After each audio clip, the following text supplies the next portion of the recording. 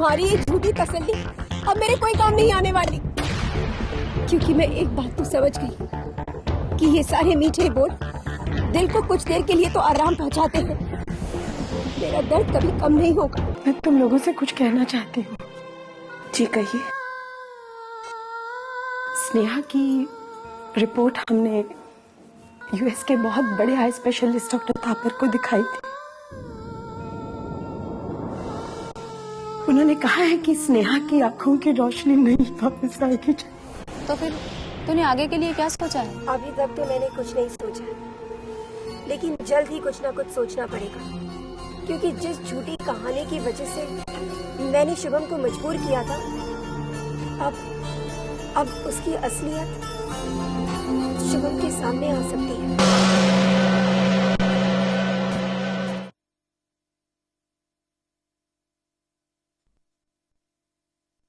देवर जी, जरा दोबारा फोन करके पता लगाइए ना। भाभी, ऑलरेडी मैं 3 बार फोन कर चुका हूँ। आप चिंता मत कीजिए, भाई आते ही होंगे, फ्लाइट टाइम पर है। ओके?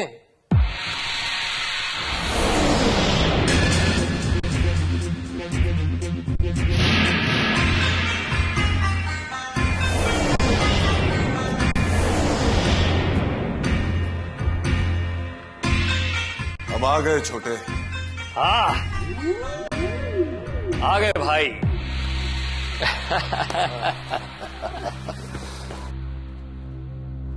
और बताओ, सब ठीक ठाक चल रहा है ना? बिल्कुल फर्स्ट क्लास। आप बताइए, आपकी ट्रिप कैसी थी?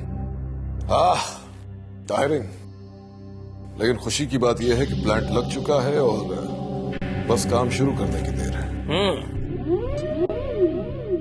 कैसी हो जानकी? अक्की कहाँ है? जी अभी अभी तो यही था, शायद कहीं बाहर गया है। क्यों, तुमने उसे बताया नहीं कि आज हम आने वाले? अब क्या बताएं भाई, बेचारा थोड़ा टेंशन में है। क्यों, क्या हुआ उसे? जी उसे तो कुछ भी नहीं हुआ। तो फिर बात क्या है? बात यह है कि स्नेहा का एक्सीडेंट हो गया।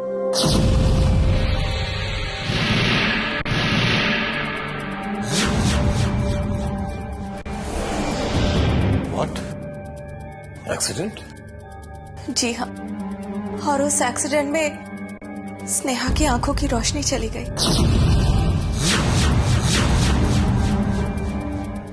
Oh my God! लेकिन जानकी, तुमने अब तक हमसे बताया क्यों नहीं? मैं बताना चाहती थी आपको, लेकिन मैंने सोचा कि आप वहां अपने काम में उलझे होंगे, तो इस वजह से आपको मैं तंग नहीं करना चाहती थी। और फिर ये खबर जानकर आपको और भी ज्यादा अफसोस होता। अफसोस तो हमें बहुत हो रहा है, बहुत अफसोस हो रहा है, पर खैर, जो होता है अच्छा होता है, अच्छा होता है।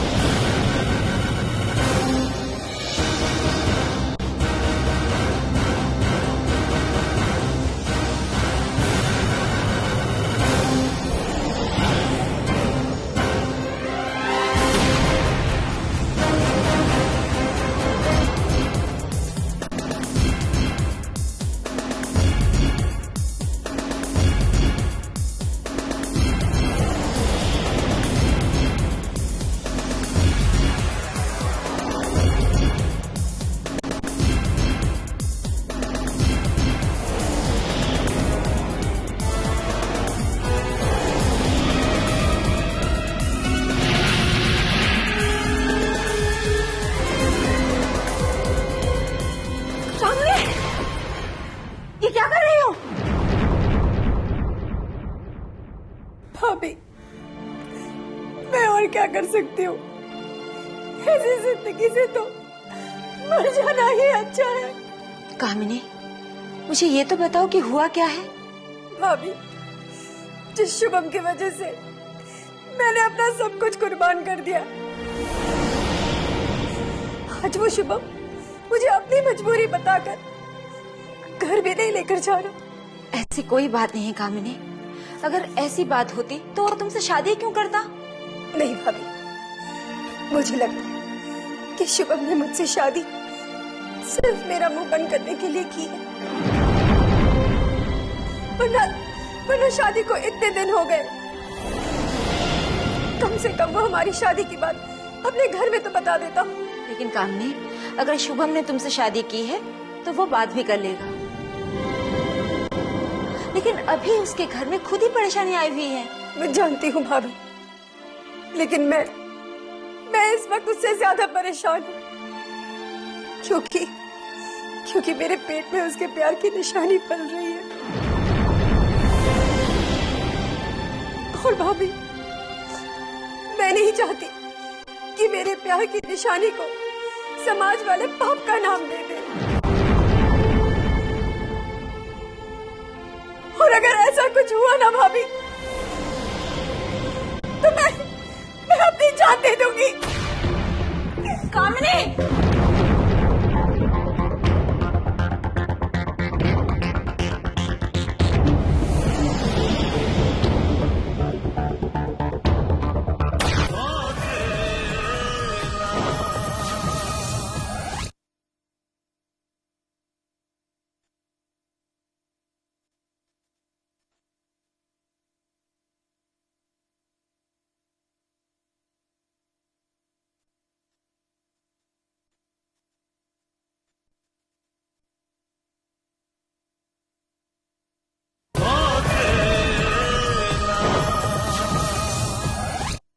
मॉम, डैड आ गए? हाँ बेटा।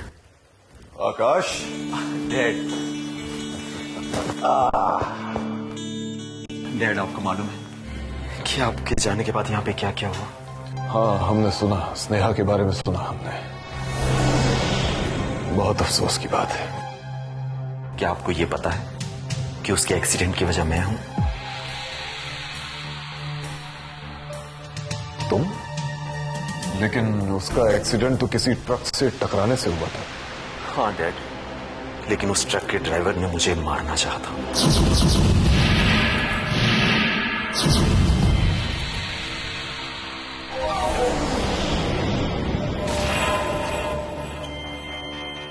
तुम्हें मारना चाहता?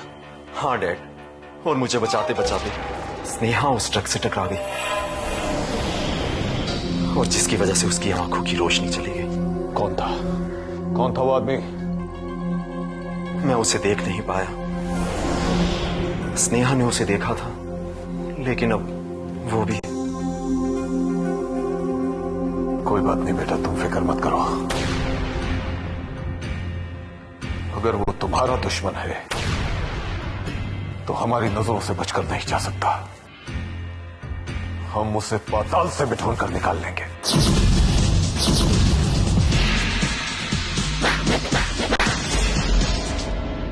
कामिनी! कामिनी! कामिनी! कामिनी! कामिनी! कामिनी! कामिनी! कामिनी!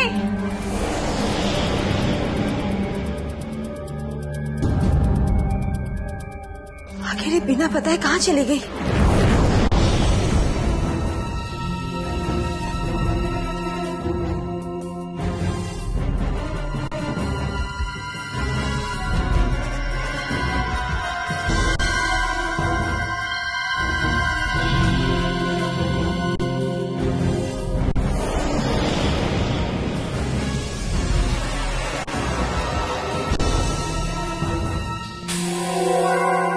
क्या हुआ सुमन? कामिनी कहीं बिना बताए चली गई है। कामिनी कहीं चली गई? हाँ, और उससे गए हुए इतना वक्त हो गया है कि अब मुझे उसकी फिक्र होने लगी है। सुमन, तुम फिक्र क्यों करती हो? कहीं किसी काम से गई होगी, हो सकता है अपनी किसी सहेली के घर गई हो। नहीं, अगर वो किसी काम से जाती या फिर अपनी किसी सहेली से मिलने जाती तो मुझे बताकर जरूर जाती, या फिर कम से कम फोन तो जरूर करती। यू डोंट वरी, मैं उसकी किसी सहेली को फोन लगाता हूँ। हेलो, हाँ मैं राजेश सक्सेना बोल रहा हूँ। हाँ मुझे कामिनी के बारे में पता करना है।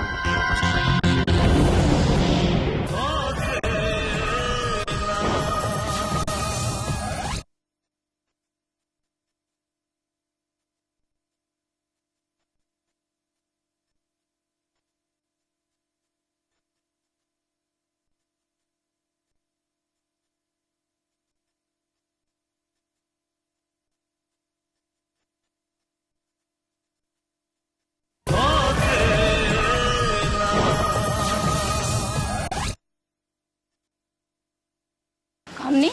प्रिया, आ गई तू? हाँ कामनी, लेकिन तूने मुझे यहाँ इतनी जल्दी से क्यों बुलाया है? प्रिया, बस ये समझ ले कि मेरे पास वक्त ज्यादा नहीं है। वक्त ज्यादा नहीं है? क्या मतलब? मतलब मैं अपना घर छोड़कर आई हूँ। लेकिन ऐसी क्या बात हो गई कामनी कि तुझे अपना घर छोड़ना पड़ा? प्रिया, अब शुभम के घर जाना है तो मुझे अपना घर तो छोड़ना ही पड़ेगा ना।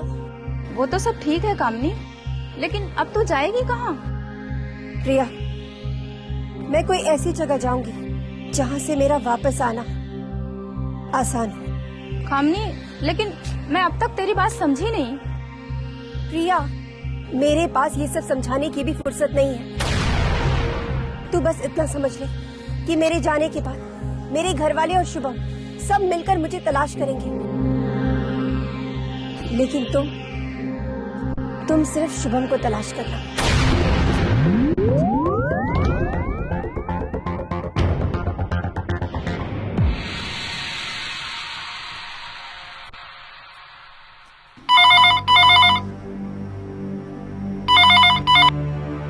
हेलो भाभी, देवराज चौधरी बोल रहा हूँ। जी भाई साहब, नमस्ते। नमस्ते। आप कब आए यूएस से?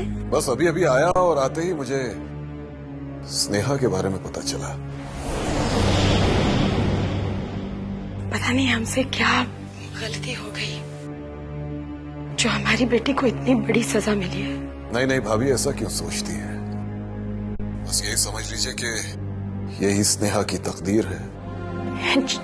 जी, यही सोचकर तो सब्र कर लिया हमने, लेकिन जब उसकी तरफ देखती हूँ तो रहा नहीं जाता। मैं आपका दर्द समझता हूँ। आपने कैसे फोन किया था भाई साहब? कुछ नहीं भाभी, आपसे एक जरूरी बात करनी थी, लेकिन समझ में नहीं आ रहा है कि किस तरह करूं। कहिए ना। स्नेहा और आकाश की शादी के बारे में बात करनी थी आपसे। जी, क्या बात है? वो बात यह है भाभी कि स्नेहा के साथ जो कुछ हुआ उसका मुझे अफसोस भी है और हमदर्दी भी, लेकिन मैं ये चाहता हूं कि जो शादी की तारीख हम लोगों ने तय की थी उसे थोड़ा आगे कर दिया जाए।